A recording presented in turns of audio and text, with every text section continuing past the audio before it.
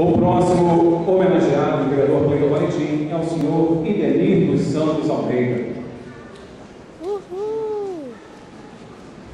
Trabalhou como vereador na Alto Dias, redator esportivo no jornal Gazeta de Teresópolis e representante regional da empresa Beltrafo. Iniciou a faculdade de matemática, mas foi vereador inaugurado em dezembro de 1985, um supermercado Super Santos, em bom sucesso. Empresa esta que hoje é referência no comércio interior do município, gerando empregos e movimentando a economia da região.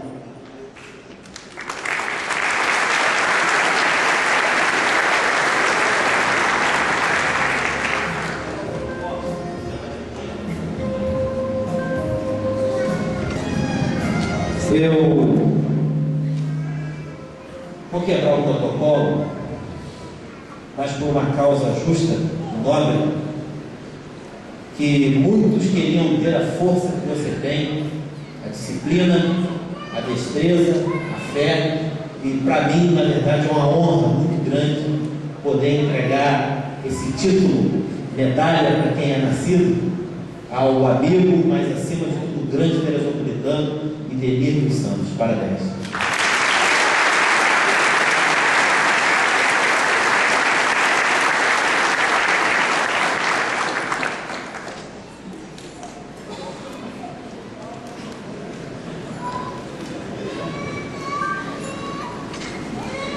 Convidamos agora o vereador Nadir Vidal a que faça a entrega dos seus títulos de cidadão teresopolitano.